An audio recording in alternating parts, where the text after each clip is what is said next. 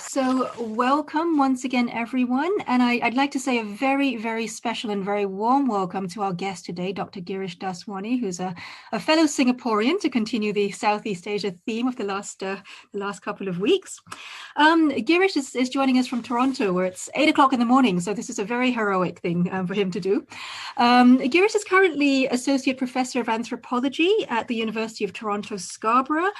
He did his PhD in social anthropology at the LSE, and he's got a long-term ethnographic interest in Ghana, where he initially worked on Pentecostalism and personhood and social change, and more recently has been working on exploring different activist and religious responses to corruption in Ghana.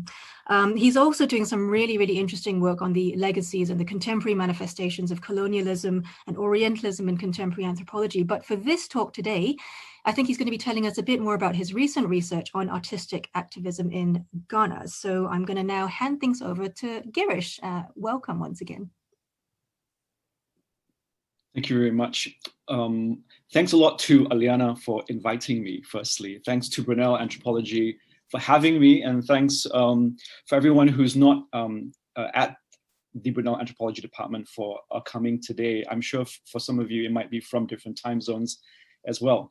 So it's a pleasure to be here. And it's also a pleasure to share this work with you, because it is a part of my new research project that is based on a book that I am writing. Hopefully with this fellowship and leave I have right now, it should be hopefully completed by the end of next year. And the book is so this is a small part of a larger project which looks at the activists and the artistic and the religious responses to political corruption in Ghana. And so what I wanted to do was to just give you a small taste of a part of that larger project, looking at the forms of artistic activism that I have been looking at. And at the same time, if you are interested, I have a piece out in the cultural anthropology that came out in March that also does look at the kind of much more of a comparative aspect of looking at the civil society activists or the middle class activists and the artists in a kind of a comparative framework. So I'll begin. Accra, April 2016. The sunbeams broke into the room through the hanging curtains, filling the empty spaces with light. I lay in bed, still dreaming. We dream with our eyes closed and sometimes open. We dream to connect with our loved ones, our ancestors, or when life has so little to offer and all we can do is dream and imagine a different world. I cannot remember what I had been dreaming of, but I knew I had to wake up. I fought off jet lag and slowly pulled myself out of bed. To get out there was to speak to the artists, the creative activists who dreamt of a different Ghana. Text messages started flowing. A rapper and musician by the name of Wanlov the Kubolor had agreed to meet me that day. Wanlov, who is actively involved in various artistic projects in Ghana and abroad, sent me directions to where he lived in North Kaneshi. The noise and the fumes of Accra's busy roads are slowly filtered away as I reached the smaller veins of the city's neighborhoods. The growth of the city and its population impressed upon me just how much things had changed since I had lived there in the 2000s. Yet some things, like the hustle of the street hawkers and the bumper-to-bumper traffic, had stayed the same. A Never Go Change was a song that first drew me to Wanlov's activism. It was a social critique on Ghana's politicians who lived comfortable lives completely removed and sheltered from the problems of normal everyday Ghanaians. From things like infrastructural disruptions, power outages, potholed roads, police intimidation and bribery, and a corrupt court system. I'm trying to move my finger, hold on. Let me see if I can get this down. Okay, there we go.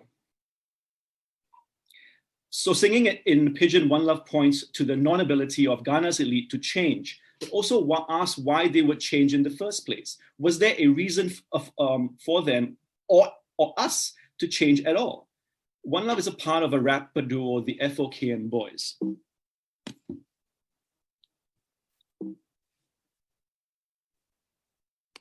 There you go. Or one could say the fucking boys who've made a name for themselves with their critical, satirical statements. Yet this song was different from the rest in that it was sung to a rhythmic guitar tune and had a more serious tone. So in its very negation of change, never go change, hinted at the limits of a certain projected future and toward other possibilities for how we could dream of a different world. So when I got to his apartment, a single room that served as his bedroom, a living room and workspace, One Love introduced me to a traditional artist from Bolga, northern Ghana, named Stevo Atambire. One Love had recorded the video footage on his phone to accompany Stevo's song, Baba. So in his room were a large Samsung TV screen, monitors, mics, a laptop, and recording equipment, including musical instruments. Soon after chatting with Stevo, One Love told me that we were leaving to shoot a music video he was making for a British Nigerian singer and dancer, Wunmi. One Love's creative work came out of convivial relationships with many musicians and artists. We landed up in Abobloshi, the infamous e-waste dump where we spent the afternoon filming a Wunmi song, MTTV, surrounded by abandoned television sets and backdrop by the black fumes from burning e-waste. After the video shoot, we walked over a polluted river, Odo. One Love pointed to the large billboards with the words, "Help keep our community clean," and said to me, "This sums up Ghana's politics for you." The signboards were put up on each side of the bridge and they simultaneously blocked people's view of the river that flowed beneath. He said, "The politicians make the mess, create the pollution and the problems, and then they sweep them under the carpet or put a Band-Aid over them." For One Love, this was also emblematic of the political corruption in Ghana. Instead of actually solving the problem, the Accra Metropolitan Council used the billboards to prevent people from seeing the actual extent of the pollution. One Love then added, "For Ghana to have so much trash everywhere, it meant that the people in power are not really here. They are planning to leave or they are in some kind of a transition. They're completely detached. So the litmus test for me is the trash." One Love's response was, to quote Sarah Ahmed, "A refusal to cover over what is missing, a refusal to aspire to be whole." In the years to follow, One Love wrote several songs about pollution and the importance of recycling. The trash around him also allowed him to reflect on and write songs about political corruption in Ghana. The relationship between the environment and corruption, One Love explained to me, was defined by a lack of care and empathy. That rather than hide the trash or the corruption, his music helped point him to the filth, to the ongoing presence of a colonialism, and to the corruption in the minds and actions of Ghana's elite. One Love, as well as several other artists in Ghana, were challenging a utopian fantasy of post-independence liberation, one that had come into being through a history of earlier anti-colonial struggles and that had had tragic consequences for the post-colonial present. This paper is about what anthropologist David Scott has called the present conjuncture, the contingency of present circumstances in which Ghanaian artists such as One Love, Bright Akwe, and Poitra Asantewa find themselves in when responding to recurrent structures of political corruption, racial capitalism, and patriarchy. In following Stuart Hall's notion of the conjuncture, a concept that names, to quote Scott, the materiality in which political action could take place, close quotes. Scott argues that we can redescribe the present post-colonial moment through the historical contingencies and compromises that were made in the past. He suggests that a better understanding of the tragic helps us to better grasp the finitude of the post-colonial present, as well as the possible openings created by what Stuart Hall has called the play of a contingency, or to quote him, a strategic necessity of a political action. This is pretty much how the three artists I will speak about describe their artistic activism in Ghana as a necessary response to their present circumstances. In what follows, I talk about how Wanlov, Bright, and Poetra deal with the contradictions of their post-colonial present and how they respond to its finitude through a play of a contingency, through a literal play of words, pictures, and music, to respond to nothing really changing, or the expectation that nothing will change is part of their ongoing tragic post-colonial condition, what Fanon has called, to quote him, a repetition without change. Yet, not responding was never an option for these three artists. Instead, an artistic refusal provided them with a response built around hope, but that also acknowledged its limits, and that there were no guarantees for how things might actually turn out. In thinking through artistic refusal, I draw on scholars such as Audra Simpson and Sarah Ahmed. Their work speaks of a refusal within a settler colonial and a post-colonial institutional context, respectively, where various community members dismiss and complicate notions of a collective membership and seek a comfort in notions of belonging that are outside the settler or post-colonial state context. A refusal becomes a generative as a redirection of ideas toward the unacknowledged and a reassertion of a dignified self-respect and a practical wisdom. It is a response to one's environment through being in relation to the environment. So to refuse is not to simply say no to the state and its political elite, or to the repetition of patterns of violence and oppression. Instead, artistic refusal can be described in connection to one's own resilience and the survival of one's community and environment. It is to be cynical of the liberal reformist promises of the settler post-colonial state, while not giving up on oneself or one's own community. It is to refuse the projected happiness that comes with the politics of a recognition and the promise that things will happen or things will change, and responding despite the historical lesson that things might never change. These Ghanaian artists do not embrace the idea that the future will necessarily be better, or that social reform will guarantee political change. Instead, they saw their work as a necessary response, one that challenged the ruling elite and that provided inspiration for other forms of a collective well-being. They saw the importance of working collaboratively, about starting conversations and in building a community.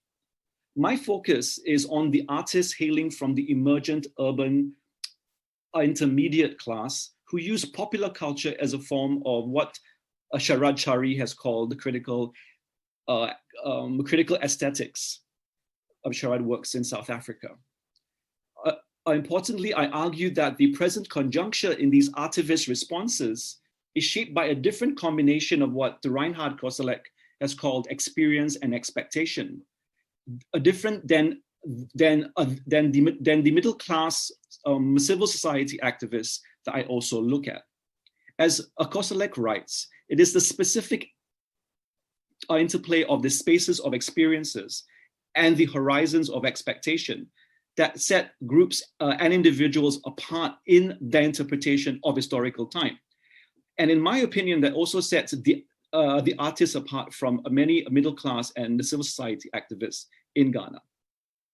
For my artivist friends, the expectation of the future, the unseen horizon, was premised not simply on an expectation of a freedom or liberation, but on taking the neo-colonial present and its continued presence seriously. Art as activism provided these Ghanaian artists with the ability to respond to the present, but to also heal themselves by drawing on a creative intuition that subverted the legal and the rational post and settler colonial traditions. It is also a therapeutic practice intended to exercise the helplessness induced by their particular experience of post-colonial state. I argue that the work of these artists shift attention away from the reformist agendas of government institutions and toward otherwise unacknowledged colonial histories and social, political, and gendered inequalities. That while remaining cynical of change, Wanlov, Bright, and Poitra responded to politics in a way that gave them a pleasure and personal satisfaction, as well as allowed them to produce forms of collective self-healing. Their refusal bridged the gap between cynicism and hope through a focus on what Eve Tuck has called a desire-based activism. According to Indigenous scholar Eve Tuck, in contrast to a damaged-based narrative that defines communities as defeated and broken, a desire-based framework, to quote her, is concerned with understanding complexity, contradiction, and the lived determination or the self-determination of lived lives, close quote. A desire-based framework documents the contradictions of a protest and struggle, but also takes seriously the pragmatic wisdom of how people carry on despite these contradictions and disappointments. It is this desire-based frame that Eve Tuck points to of a refusal that I take as my starting point. So now I'm going to talk a bit more about Wanlov and his music. Hip hop is what we can think about when we think about Wanlov. Hip hop, rap, and kind of Afro pop as well. Hip hop is a mode of social commentary that's aesthetically connected to local African oral cultures, as well as has been influenced by what was born in the South Bronx, New York, in the 1970s. By the mid-1980s, Ghanaian elite youth will be influenced by the latest rap and hip hop music coming out of New York. By the 1990s, hip hop's reappropriation by marginalized youth opened up new forms of cultural expression through local instrumentalization and the use of local languages. One can refer to the work of Jesse Shipley when thinking about the role of hip hop and hip life in Ghana. Since the 2000s, hip hop music, rap, and spoken word poetry have become important platforms for young people in the African continent to be politically engaged. It is inspired by a sense of resistance on the part of working class unemployed youth and has influenced the struggle of many recent protest movements. One in particular is the urban guerrilla rap and poetry movement from Dakar, Senegal, Yen Amare, We Are Fed Up. Let me now turn to Wanlov's song, Never Go Change. Wanlov explained to me that he was inspired to write this song in 2015 during the Dumso crisis while learning to play a high life guitar tune at his friend's house in East Labadi, a friend by the name of Fachecheku, who was also a Ghanaian musician. So let me just give you a kind of a definition of what Dumso is. Translated from Chui into off, on, Dumso, Dumso became a theme or the anthem for a series of political demonstrations between 2014 and 2015 against the then ruling National Democratic Congress, NDC government, decrying Ghana's basically the crisis of the load shedding 12 hours with light and between 12 to 48 hours without light. So basically you couldn't, you had to either go on generators or you had to live without light and power. While power outages, commonly known as light off, are not uncommon in Ghana's post-colonial history, Dumso came into the popular vocabulary in 2012, around the time of the NDC government when it came into power. The blame for this bad power supply, the accompanying economic crisis, and the increasing cases of corruption within governmental agencies was squarely placed in the hands of Ghana's NDC party and the corruption of its political elite. Just a cartoon to show you how Dumso became a word that kind of like captured all these different things, including corruption, fuel shortage, increase of fuel price, and the dropping of the Ghanaian currency, the CD. So unlike most homes in the capital, Checheku's house had power since it was on the same grid as the one that supplied electricity to the castle, the president's official residence. These are some of the lines of the song. So what I'll do is I'm going to play you the song Never Go Change, and it should be a video that comes up. Let me know if you cannot hear it.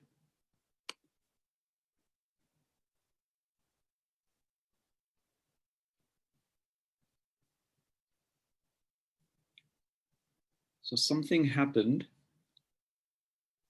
There you go.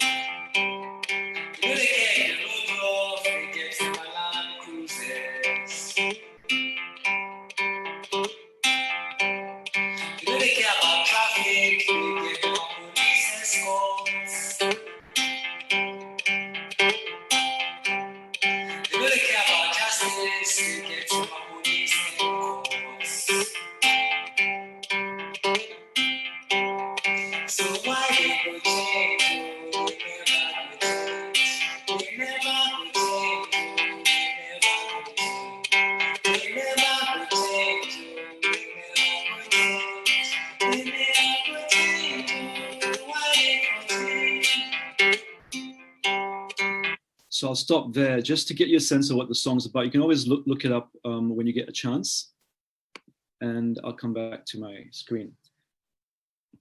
So the last segment of the song goes, so we for kill them all, Chale, we for kill them all, cut off them head and spill them blood on the walls. That's the way the song ends. Wanlov told me that this song spoke to the apathy, his words, of the people who are enjoying their inside, their 4x4s. They have police escorts, they're in generators, they're in constant coolness, they're not feeling the potholes, they're not feeling the traffic. How can that somebody that doesn't know how it feels or has forgotten how it feels like to be an average Ghanaian, how can they sympathize with you? I feel like they never will change because they can never sympathize again till something happens to somebody close to them. Wanlov reminded me that to sympathize was to share in people's vulnerability, and that for the elite and political leadership, some kind of personal suffering needed to happen before they learned to empathize.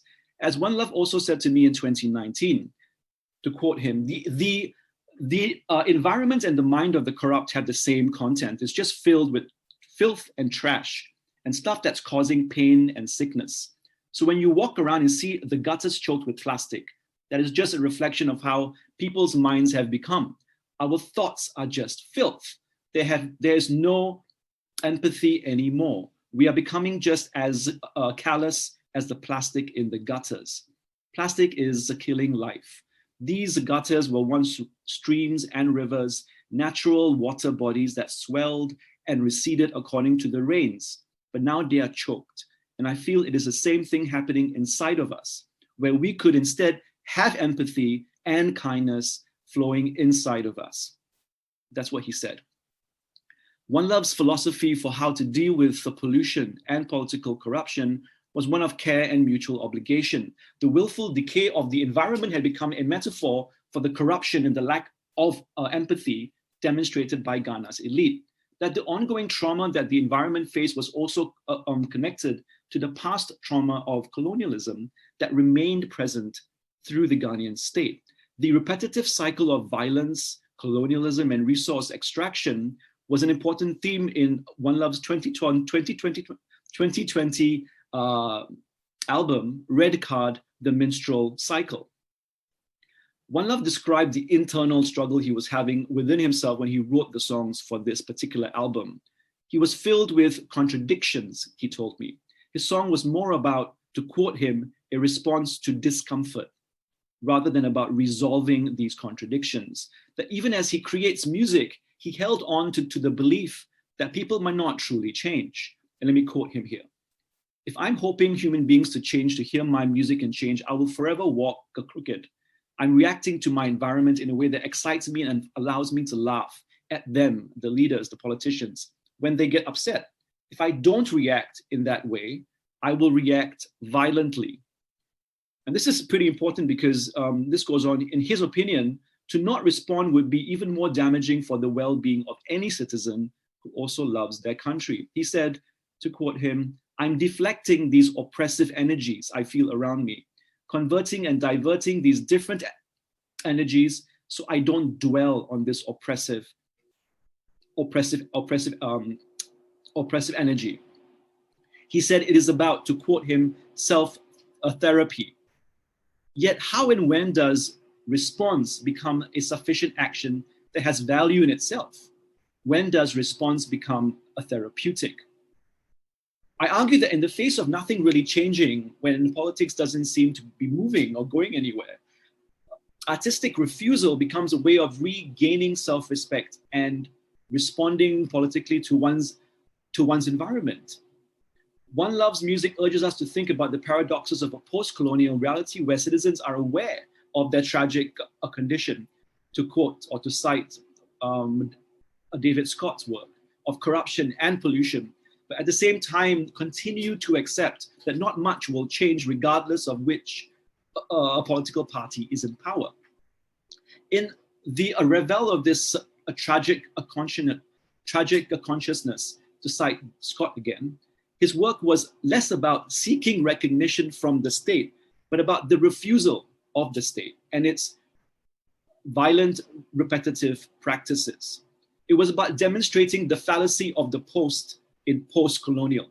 According to Wanlov, many anti-colonial nationalist leaders that emerged during Ghana's independence had come to share the ideology of the colonially educated, European-oriented upper and middle classes. So this is not going too far away from basically the work of Fanon. And Wanlov actually cites Fanon in his song. So let me just give you a taste of one of these songs. So this song is Lies from the album Red Card from 2020. And if I can go on to, there you go. We'll just hear part of the song.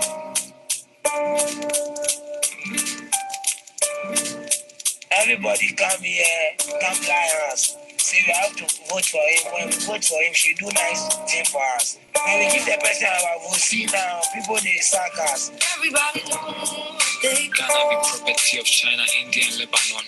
The Queen of England, Unilever and Nuance. Gold Coast ocean waves are now louder because of plastic bags of trash rustling in the seas. Can't Accra the girls missing, Kumasi girls found. PDS story no shock me when a currency no sound. One president be thief, the other one be junkie. We dey swing between them and parties like honey zombie monkeys. We know see them they lie, but what we go feed do?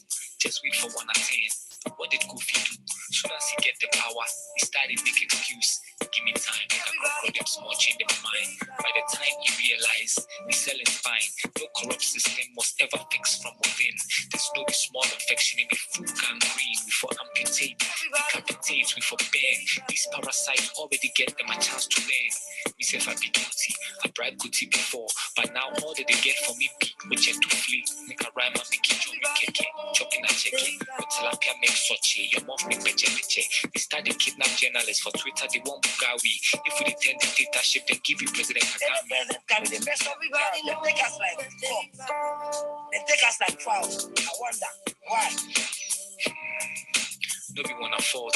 The race we weak-minded and stupid. Lie we say devil black, make we love the white cupid. That be why we did bleach. That be why we did pain. That be why we did tear our boy sense. Make we go learn. Read Ayikwe Ama.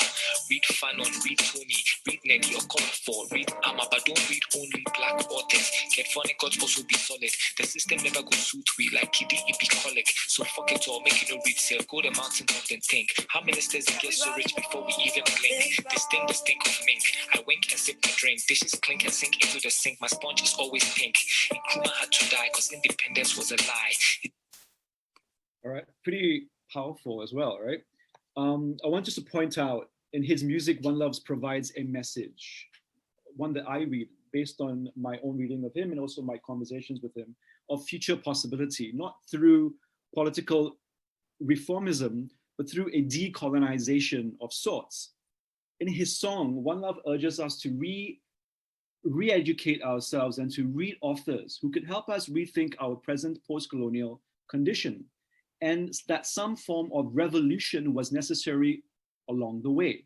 One writer whose work Wanlov often cites is Aikwe Arma, a Ghanaian novelist whose many books include the A Beautiful Ones Are Not Yet Born from 1968 and 2000 Seasons from 1973.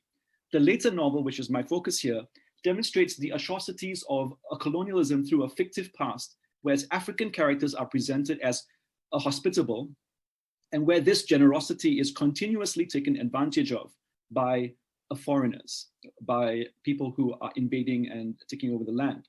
Regardless of the historical accuracy of this novel or its creation of binaries, Arma's fiction is important to Wanlov, who read his books while he was living in the US. It is a pre-colonial portrait of Africans as more egalitarian, hospitable, with dignity, and whose generosity has been abused time and time again. Liberation for the characters in the novel only come with a return to what Arma calls the way, a belief in revolution, a rejection of kingship, and a form of Pan-Africanism. In 2000 Seasons, Arma highlights the need to return to traditional African cultures of conviviality as a model for the future, and to reject the potential zombification of the colonized. This is not simply about the restoration of the past, as an ideal, but a call for change that can only happen when some sacrifice or perhaps a revolution has taken place. Frantz Fanon has also astutely argued that the long-term stability of a colonial system relied as much on the internalization of the forms of a colonial racist recognition imposed on the racialized populations as it does on physical violence or brute force. This psycho-affective dimension works in unconscious and embodied ways. And it is this same effective dimension of post-settler colonialism that Arma was pointing to, especially when describing the former colonizers and their successors, so the current leaders, as zombies. For example, he writes, I quote him, "The mind can also fall to conquest. A mind attached and conquered is guided easily away from the path of its own soul. The body blindly, sleepily obeys the conqueror. Such are zombies." In a 2019 interview, Wanlov said to me, "Ghana, Africa, or the world needs to go through at least 2 to 3 types of death. We have to experience some kind of massive death, be it spiritual, physical, psychological, to be reborn. I'm saying that they are never going to change because I strongly believe that, and I feel only the fear of death or death itself or spiritual death will create change. Because we have an inferiority complex, and until we kill the philosophy or that programming and reprogram ourselves, be born again, to know that we are all equally powerful human beings and equally capable. If the colonial past continues to haunt the present, as Wanlov has repeatedly told me, and as demonstrated in the work of Fanon and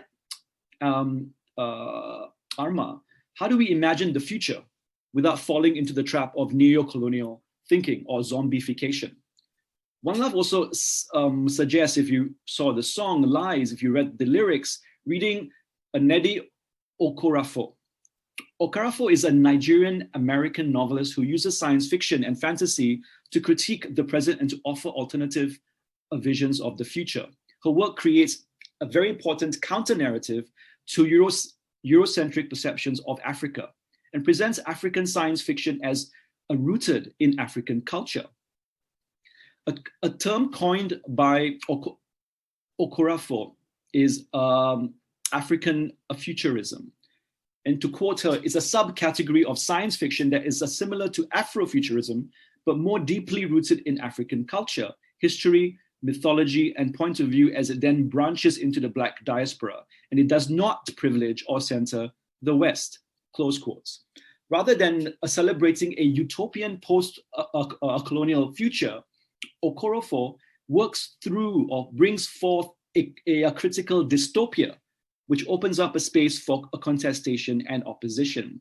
Once people or collectives have different relationships to experiencing the past, and a different expectation of the future, as Kostelik's work reminds us, only then can we have different stories.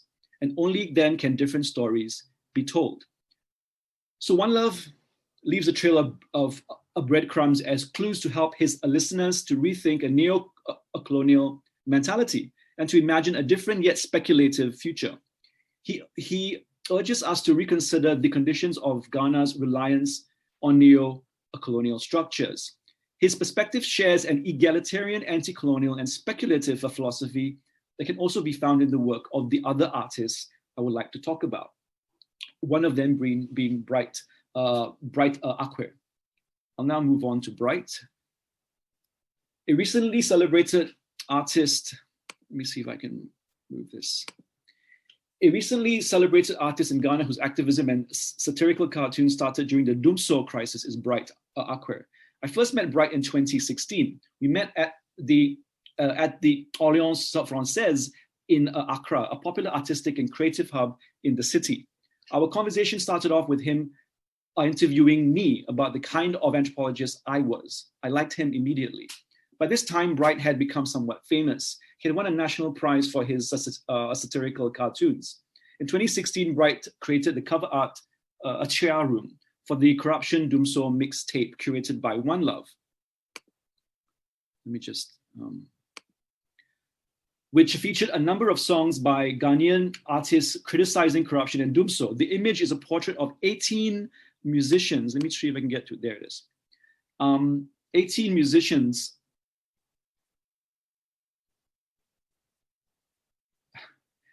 barging into a room where, as Bright described it, all unquestionable power decisions are being made, and where Tia is an expression of great disbelief. Tia. Upon walking into this room, the musicians find a sleeping goat, which symbolized, according to Bright, that, to quote him, all the cries Ghanaians have been making was falling on deaf ears. Bright was a university student doing a master's degree in fine arts at the Kwame Nkrumah University of Science and Technology when Dumso disrupted his ability to work from home. He described to me how between the time when he applied to do his postgraduate degree and the moment when he gained admission around 2012, his tuition fees had increased from 750 to 5,000 cedis. The NDC government at the time had scrapped subsidies for postgraduate education. Bright described being initially very angry with the government. The withdrawal of the government subsidies meant that he had to sacrifice his savings and undergo economic hardship. He said to me, I needed to respond. These experiences sparked his political sensibilities. Soon his anger dissipated and he began to enjoy drawing political cartoons. He said it was a creative response to his experience of the world. And political satire had become a means to his activism. Just to put out there some of the examples of his work since then. Bright draws inspiration from many other artists and popular musicians, including the FOKN Boys and the Nigerian activist musician Fela Kuti. He's especially drawn to their non-apologetic manner of relaying messages and believes that artists who are politically conscious have the power to upset the system. He said, a fella realized the power of the music he was making. He described the music of Wanlov and the FOKN Boys and their friendship as one important piece in a puzzle that allowed him to find his own place in activism. Bright described to me how he could see pictures in his head while listening to their music. How, to quote him, every line is potentially a painting. Bright first met Wanlov in person when he was completing an art project while in university and quickly rediscovered his music. He created his first political cartoon in 2015 from the leftover inspiration of meeting Wanlov that day. And just to, if I can get my cursor to move. There you go. That's the first piece that he made that was slightly controversial as well. We can speak about that later if you like. So according to Bright, Wanlov's music was, to quote him, loaded with a lot of knowledge about what is happening. He always puts certain things in a perspective you would not have thought of in the beginning. It makes you understand a situation even better. If music was a weapon now, painting had become his, he told me.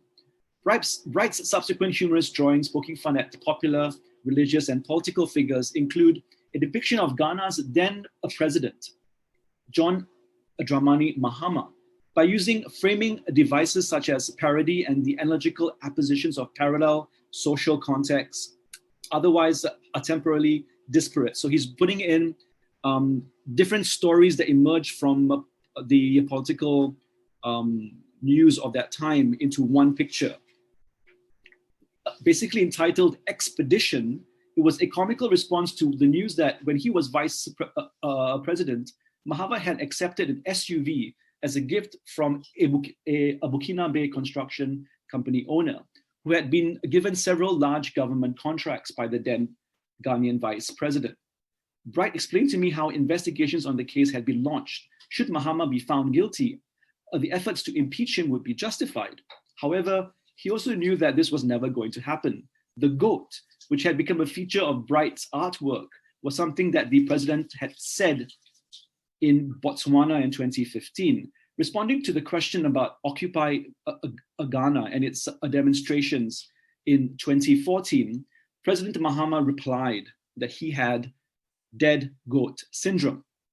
This is a quote that he said, "I have seen more demonstrations and strikes in my first 2 years. I don't think it can get worse. It is said that when you kill a goat and you frighten it with a knife, it doesn't fear the knife because it is dead already."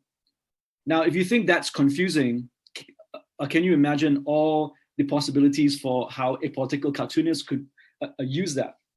According to Bright, the goat became a symbol for a character flaw in all Ghanaians. To quote him, who turn a deaf ear to sensitive issues that they could be paying more critical attention to. Such satirical caricatures reinvest public statements and images with new value and allow for discussion around corruption and its response by critiquing the actions of the cartoon's subject, in this case, the president, and undermining the legitimacy with which political leaders act and speak. Bright used direct and shocking expressions of humor in order to highlight the absurdity of post-colonial politics. Even after Nana Dankwa Akufo-Addo and the National Patriotic Party, the NPP, defeated Mahama's NDC government in 2016, Bright's work continued to highlight the imbalance of power and the neo-colonial nature of the relationship between Ghana and its international financiers, including China, the US, and the UK.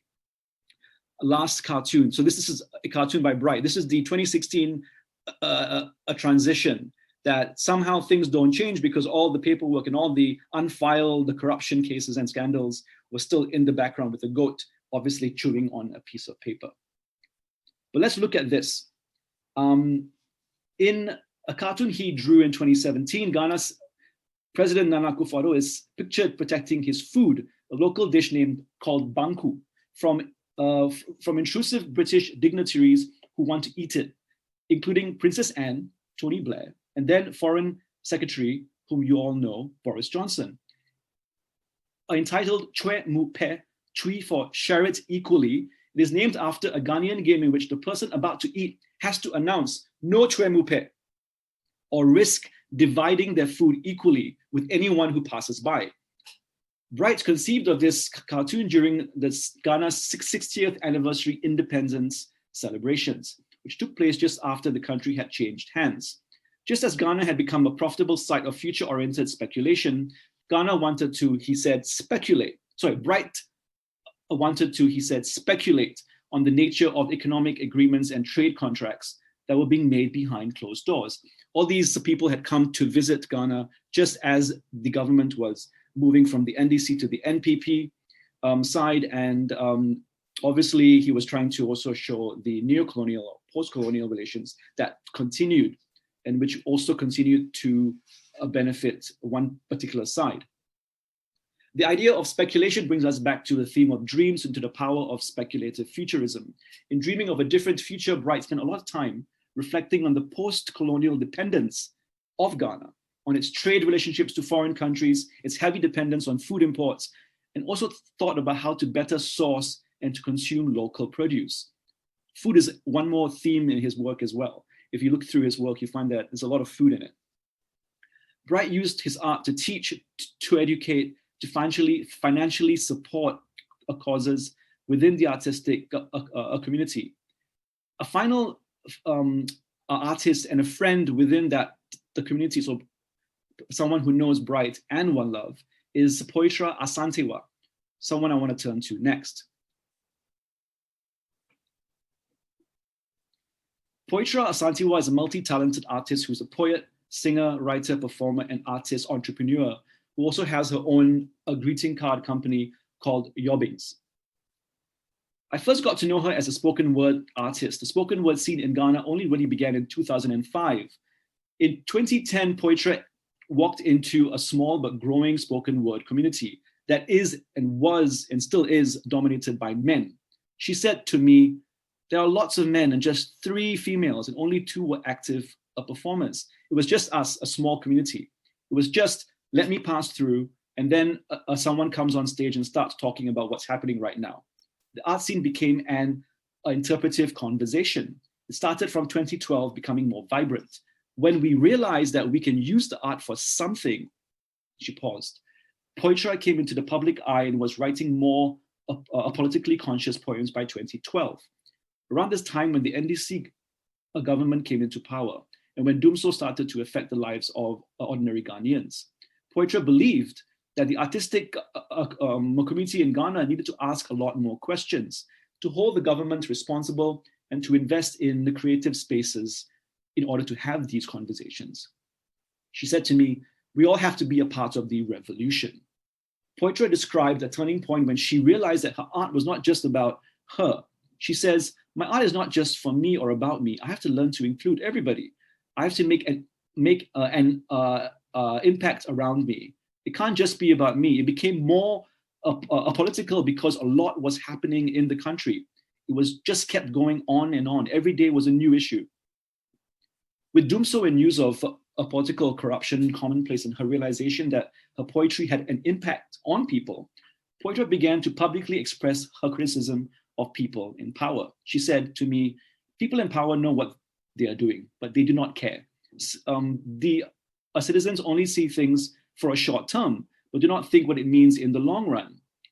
In her debut album, for which this is the cover, called Motherfuckitude from 2015, Poitra has a spoken word piece called Masked Commoners that deals with the question of pretense in politics. Part of it goes, we tie the love for our country to a chair and torture it with politics. We starve it and bribe it, teach it tricks and parade it as party politics.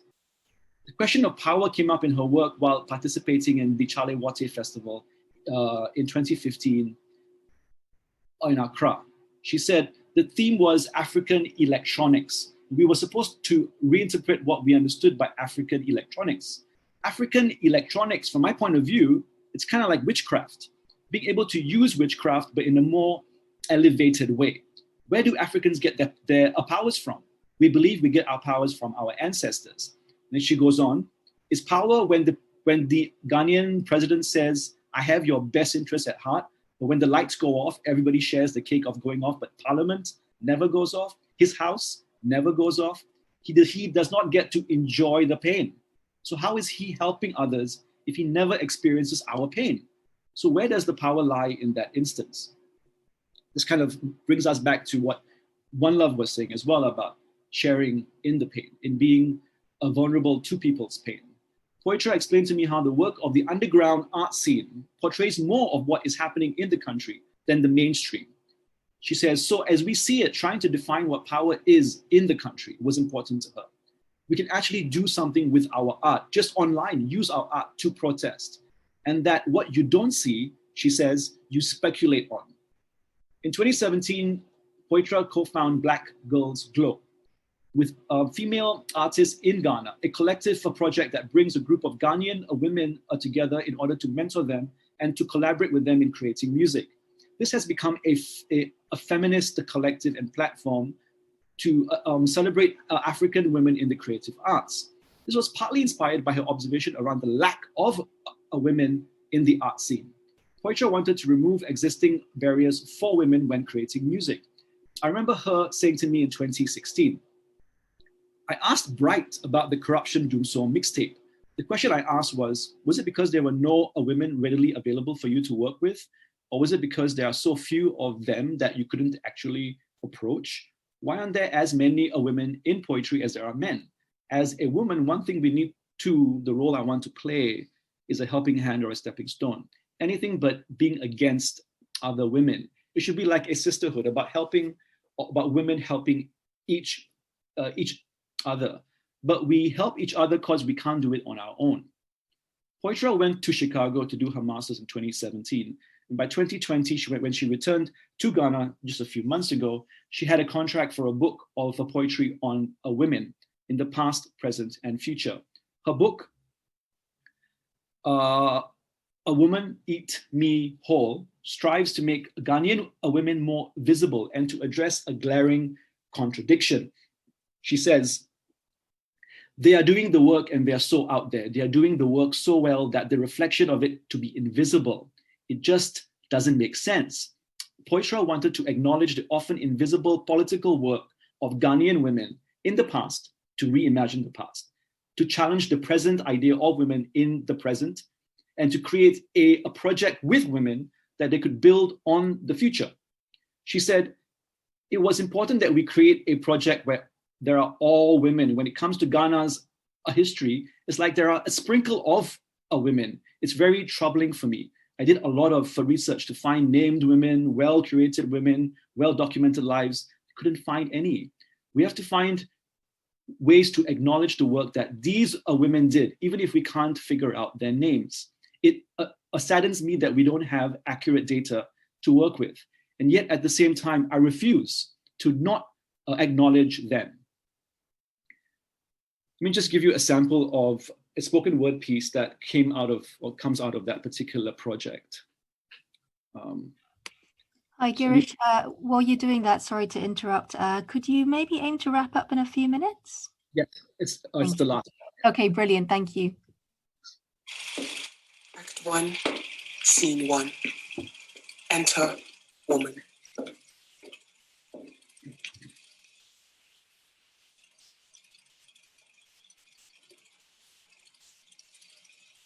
We do not know what she looked like, how stretched her flesh was laid out in the husk of her being, how charred her eyes may have been, how clickety her laughter may have sounded, or the elasticity of the jiggle in her behind when her feet landed on ground. We do not know which tribe she came from, who her mother was, what language she may have spoken and which name she bore. We only know that if there was a palette of colors, she would have fallen anywhere between the darkest shade of black to the palest hue of brown. We only know that she was woman. Woman at a political rally, who claimed space on a soapbox, renamed herself in show of solidarity, slashed her cheeks with blade, smeared blood over her body, and dared all the men present to follow suit. Okay, I'll leave it at that. And I'll end with my conclusion now. So to conclude, artists in Ghana are storytellers. They weave alternative narratives to the dominant story of overcoming and progress advocated by the people in power. Their stories also question power and shine a light on the contradictions that these narratives pose. The function of these stories is to alter the viewers and the listeners' experience of the present and of the past. It is a refusal to aspire to be whole. For example, we see artistic moves away from a linear and liberal account of overcoming and the promise of progress or equality to alternative multidimensional routes with decolonial ends. But as their work also reveals, decolonization remains inconclusive and unfinished, and betrayal or the repetition of past historical colonial mistakes emerges as a dominant trope. Many Ghanaians have become exhausted and broken by the failure of the promises of an emancipatory, liberatory politics.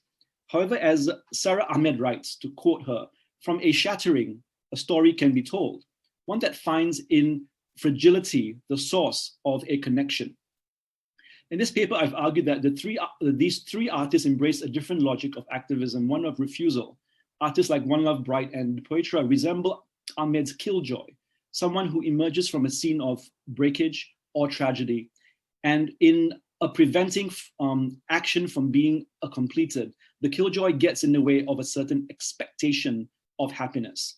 The art becomes revolutionary because they inspire further debate and aspire to new beginnings without holding on to the promise of this shared happiness. It resembles what Ahmed has called a killjoy utopianism, a willingness to inhabit what seems negative as an insistence that worlds can be otherwise. Refusal or refusing to respond as people in authority expect is not linear. It is a willingness to give up certain expectations of a settler, a colonial, post-colonial, utopian future, and to speak from that conviction. Refusal also provides a connection to other speculative futures through how we fight for our existence, how we pick up the pieces in order to survive, how we work to make certain relationships endure in the places we are from. A refusal goes against certain expectations of anticipated happiness and a shared understanding of what is good.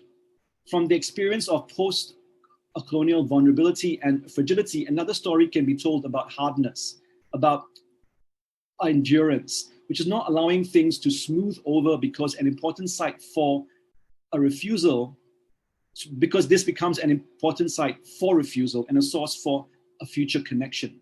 Art as activism thus seeks to question a colonial inheritance and to encourage us to participate in the redoing of our own social and political worlds through already fragile relations. To tell different stories is an important critical practice, especially given the repetitions of colonial tropes and institutional practices in our everyday lives. It's not simply that these stories are polysemic and they allow for a variety of interpretations. It's also that the creators of these works of art tell stories from a place of effective belonging and with the intention to reveal and not to only repeat the structures of hierarchy and the oppression that we are all immersed in. Thank you. Fantastic. Thank you very, very much indeed, Girish, for that incredibly rich and complex and really sort of engaged talk. It was great to hear more about your recent research as well. Right. Okay, we're going to move now into the question and answer session and then sort of general discussion.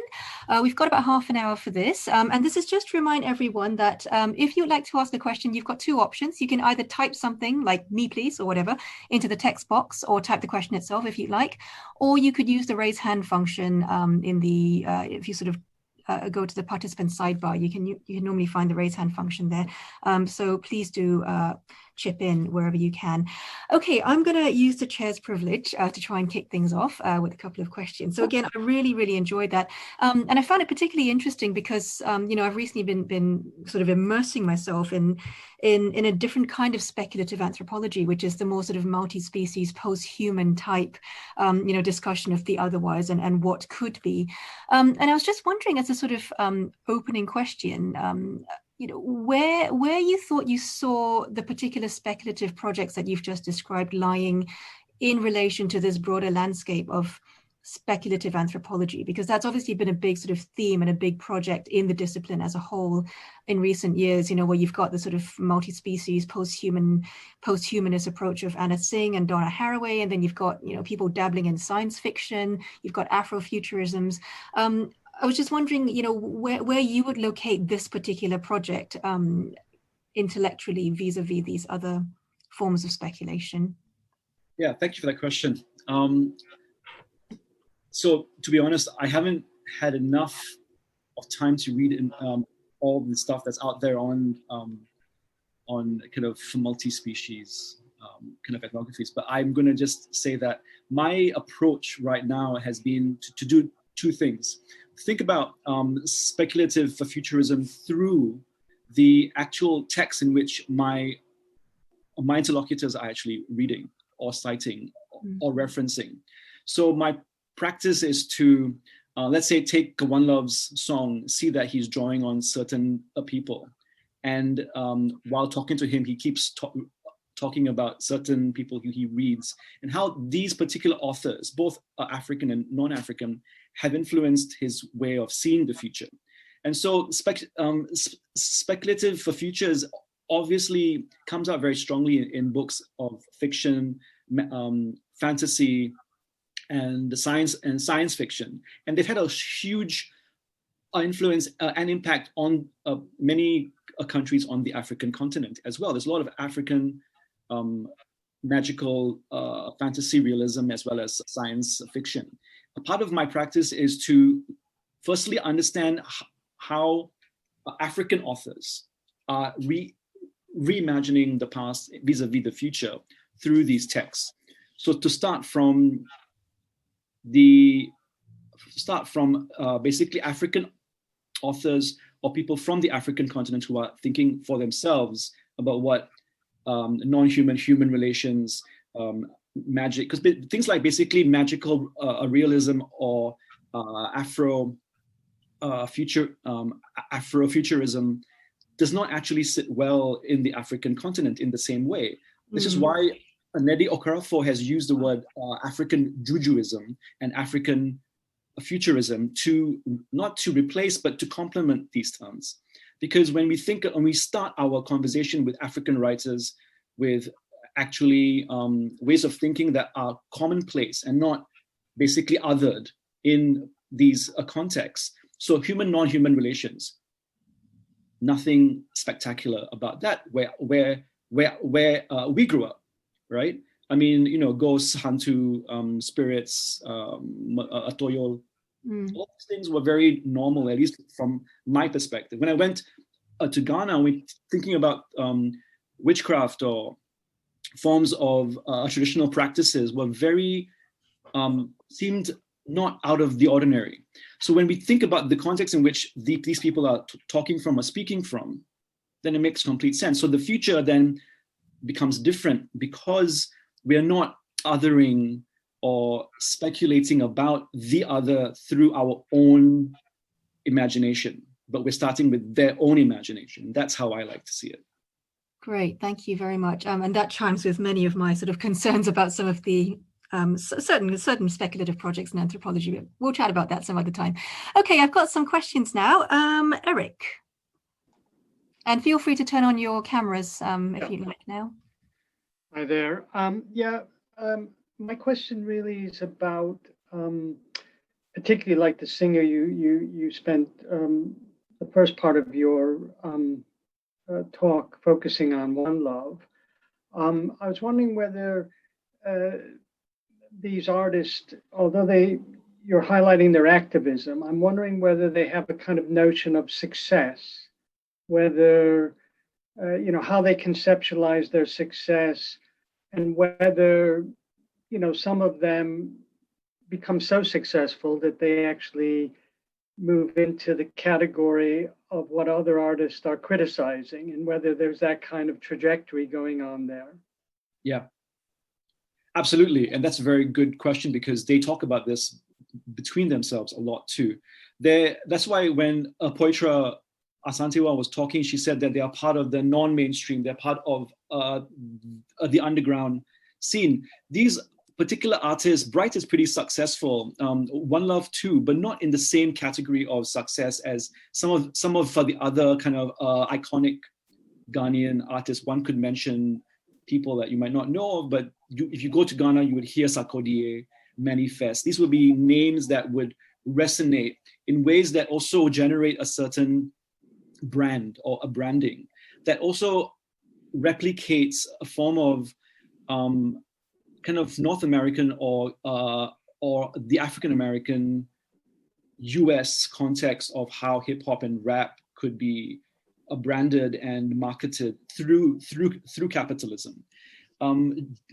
Jesse Shipley, who's an anthropologist, has a fantastic book, and he has a few books, but this book is called Living the Hip Life, and he does a great job of showing how a lot of these young aspiring youth who want to become successful, they don't really get much money out of it. They aspire to success, but a lot of it is through basically being to put their work out on free platforms online and having more people like it and view it and follow them. The larger your following, the more chances you might have someone who wanted to use you in, I don't know, trying to advertise malt or beer or something, and then they get sponsored. And that's how success starts. So a lot of these artists may aspire to be successful more in terms of earning a living, but the aspiration is not to become like the actual huge branded names, because they are also slightly critical of that. I think they start with a position of, we're not just those kinds of artists. And they even have songs that they write that actually, where they sing about that. They sing how no one actually recognizes us because we don't do songs like that. We do songs like this. And that's why no one actually, they don't get to have your songs played on a radio in Ghana. You need to bribe and pay, right? You need to pay what they call a payola. If you don't pay that, you don't get your songs aired. And they refuse to pay. So these particular artists, they're not going to pay to get their songs. So this is for them a corrupt. So they refuse to participate in certain forms for circulation, to think through the work of Nancy Munn and so on, about how certain forms of circulation brings fame and so on. They don't always participate in every form of social capital circulation. Good, thank you. Thanks. Cool. Next up, we have Rebecca. Hi, thank you for your talk. I was wondering, so you ended with concluding that they weren't hoping for a revolution that ended in this vision of happiness or some kind of utopia. Mm-hmm. And I was wondering if there was kind of like a clear vision that came out from your research that they presented to you. Like, if it's not that they're hoping for, was there some shared goal that they have in mind instead?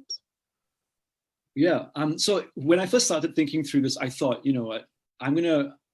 I thought they didn't have an expectation of the future that was completely optimistic, or that it was not based on hope. It was based on something else. I was trying to figure that out. But then I realized, no, they actually do have hope. They have hope that things will change. But their hope is not based on the same hope as, let's say, the elite or middle class activists from the civil society movements that I also worked on. Those groups, as much as they were driven by duty, responsibility, and also trying to make things change, they had a very clear goal of things. They use words like good governance. They use words like very kind of IMF, World Bank style philosophy. The idea that a liberal democracy ideally works, but it doesn't work now and here. So we have to make it work.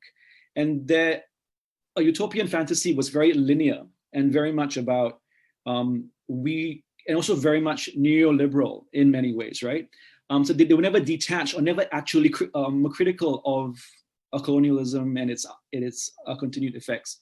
I think these particular artists demonstrated a different, a critical dystopia that was also based or built on a certain hope, but not on the expected shared hope that, let's say, the middle class, upper middle class, or the elite would have in terms of we need to get to that kind of successful teleological end goal that all democracies will get to. I think they don't actually believe in a democracy in some ways. They believe that a democracy doesn't work in Ghana or in the African continent in that particular way. Neither are they asking for a military rule, but which they've had in the past. But they think that basically corruption thrives because of colonial structures. So at least their happiness or their shared idea of hope would be of change for sure. But change, they believe, hasn't yet happened and won't happen given the current structures that do exist right now. So yes, hope, yes, but slowly. And I think they hint at some kind of revolution. Yeah. Thank you. Thanks.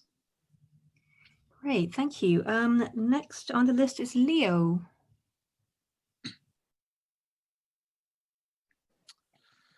Hi, Girish. Thanks very much. I really enjoyed listening to that. I just had a couple of questions, really. The first one was about who this group of the three artists, and from what I understand, it's quite like a kind of tight-knit, relatively small, or at least it was a little while ago, group of people that you've been working with. Yeah. Kind of, there's like a fairly small kind of artistic activist community. So one of the questions I had was, who do they kind of understand themselves to be representing? Because I got like the feeling that from particularly the section of your paper about Wanlov, that like the refusal was in one sense like really for him, and his kind of the political act of refusal was his kind of dealing with his experience of kind of disjuncture. But at the same time, he seemed, and throughout your paper, there was like a kind of recall to a we, like a we of the everyday Ghanaian. I think you used that phrase a couple of times, the everyday Ghanaian. So I was wondering who this group imagined that the everyday Ghanaian is, and also what like the everyday Ghanaian thinks of this group of people, and the kind of and the politics of refusal that they're kind of working with and promoting. Because I wondered whether or how kind of open that kind of radical politics of refusal is to quote unquote the everyday Ghanaian, or like other people who aren't this group of people. And I mean, the reason I ask is, well, part of the reason I ask is because I work with boxers in Ghana, and they are also very they're also like very much like involved in a kind of deeply colonial international industry, and they're also very critical of it, and like critical of the kind of legacies of colonialism in the global boxing industry, but they don't refuse to participate in it. If anything, they actually do the opposite. So yeah, I was wondering, those two questions about who this group understand themselves to be representing, who's the everyday Ghanaian, and how open this radical project of political refusal is. Yeah, thank you for those questions. I mean, those are questions that I'm also thinking about, because I mean, I think it is important when you talk about, I mean, how closely connected are they with what we call the ordinary everyday Ghanaian? And so what I found is that comparatively, so if we contrast them with I don't know whether you're aware of the Dumso Must Stop Vigil, the Occupy Ghana protests, groups that came together around those protests in 2014 and 2015, which led to the change in government. A lot of them would be called the professional class, or the so-called middle class, which is a huge category that doesn't make sense, but it's a huge category. The professional class and the people from an elite background as well, like basically old money.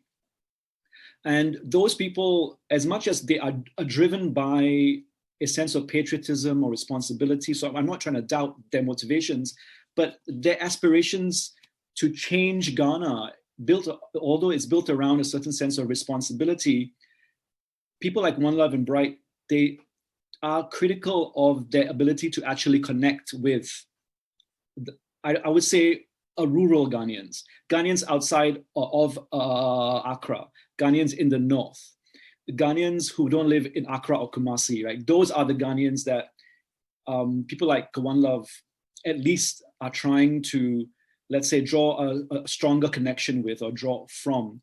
What's interesting about Wanlov is that he sings in various Ghanaian languages, apart from Pidgin, which is a variation of English, which is not English, but it's a Pidgin. He sings in Ga, he sings in Twi, he sings in certain northern languages.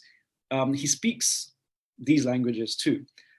So what's interesting is that, and Bright as well, Bright speaks several Ghanaian languages. And what's interesting is that when Wanlov moves around, he doesn't, he has this whole, I don't wear shoes or slippers, I walk around barefoot.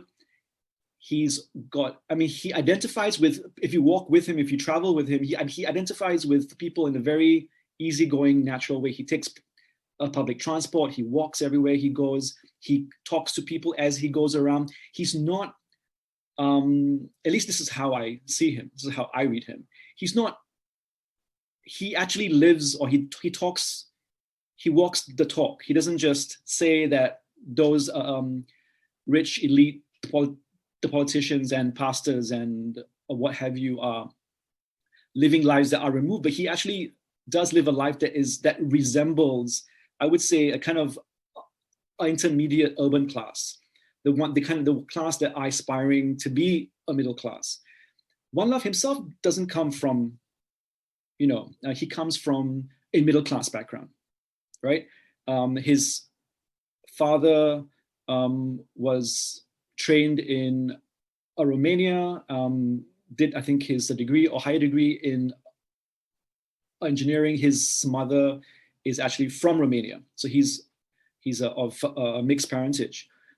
Can you remind me what the other part of the question was again? Oh, it's okay. I'm sure there's other people who want to ask questions. I don't want to take up too much of the session. A really important question, because I think he imagines his work with the other artists, and a lot of the other artists he works with are not known. A lot of them he will spot. For example, I mentioned the Stevo Atambire. He spotted him busking at the beach. He picked him up. He worked on him. He's from the north, from Abolga. He's gone to the north several times. It's that kind of a relationship he has with the people. I think that's so different from the upper middle class elite. Thanks. Okay, Will, no, not Will, James, sorry, Will, James first, please. Okay, thank you. Yeah, thank you, that was fascinating. Also, I've just seen Luke sends his apologies for having to dip out. He has another class. I think he also had a question. But I mean, my question was actually very similar to one of those that Leo just asked. I mean, I was wondering, as you were speaking, how far this philosophy of refusal, and particularly as a sort of form of therapy, or as something that was therapeutic, how far that extended to, I mean, what he describes, I think, as ordinary Ghanaians, as ordinary people. So I suppose maybe it's the same question, but from the other perspective, how much are so-called ordinary people buying into this, or finding either therapy or whatever you might call it from this kind of artistic representation? Yeah, so that was what I hadn't really properly answered. I think Wanlov's music, for example, does reach out to many ordinary Ghanaians, in a sense that because he sings and raps in Pidgin and in many languages, although he also seeks to also offend Christian sensibilities, right? So a lot of people who would be considered Ghanaian and also Christian, might be offended, but he appeals to that kind of like humor that is located in, I would say, it's more direct than what would be considered the traditional forms of Ghanaian storytelling and the theater. It's much more built on the parody and humor that is basically a satire, but also direct. I think it's radical in the sense that a lot of the things that him and Amensa, his partner in the FOKN Boys, do, especially also Bright, what they do is that they are playing on sensibilities that Ghanaians refuse to deal with, or ordinary Ghanaians are more willing to have conversations about, but in the public eye, they're much more afraid to have these conversations. For example, about sexuality, about patriarchy, about Christianity and its misogyny, about colonialism that has survived through the political system, through political parties, and through the Christian churches. And so how Ghanaians themselves are not having these conversations publicly. They're having these conversations privately. So I think that's something that he does, or what he and his friends do, is that they bring these conversations to the light. And Ghanaians who have access to social media, who have access to the internet, who have access to a phone, tend to be following. Is it radical? Is it going to change anything? That's not the point, I think. The point of refusal is that in order for you to survive through an oppressive structure or system, you need to say, not just say no, but you need to also express yourself in ways that allow you to feel like you are alive and you're a part of something, or that to also heal. If other people are willing to connect to that, then that's a plus. So it's not going to be radical in that there are going to be thousands of people creating a protest because of this. But I think it's radical in the sense that they constantly do it and speak from a conviction that, and basically they don't just stop doing it, and they don't just sell out by wanting to stop their message because someone pays them to. Okay, that's great. Thank you. Okay, we have a little bit of time left for one very, very, very quick question. Will, if you're still around and able to ask a question in about 10 seconds, that'd be great. Okay, hi Girish. Thank you very much. That was all terribly interesting. My question is fortunately quite simple. And the question is, what work is the idea of Ghana doing in this argument? Reason I'm asking that is because by your account, Ghana is fragmented and complicated on one hand, and the sorts of interests that these artists seem to have don't seem to me to be distinctively Ghanaian. So I'm just wondering, what is Ghana doing in this argument? You know, the idea of Ghana. Well, I mean, their politics is very Ghanaian in the sense that they are working through the history of a post-colonial and colonial Ghana. In their songs, in their poetry, in their work, their wider work, they draw on figures like Kwame Nkrumah. They draw on unknown female political figures. So Ghana is if they weren't speaking from a Ghanaian perspective, they wouldn't have the power that they have in their voice. Yes, it is very much influenced by hip hop, influenced by forms of satire that also come from outside of Ghana. But if you really look closely at their work, they're all about thinking through world issues from a Ghanaian perspective. And the use of, for example, languages that you may not, or I may not completely understand is very commonplace. The use of kind of interpreting even the symbols or cartoons which you and I may not get the meaning of, because only a Ghanaian would actually get what that message was. I think that is an important thing to take away as to what is Ghanaian. If you and I read that same cartoon, I don't think we'll get the same message. Okay, great. Thank you so much to everyone. I'm afraid we are out of time and some people do have to go on to another class. But I just want to say a huge thank you once again to Girish for an absolutely fantastic and really, really interesting seminar. Thank you again for joining us so early in the morning as well. It was great to hear about your work. And yeah, nice to see everyone. And we'll see you again next week. Same here. Well, thank you very much again. Bye.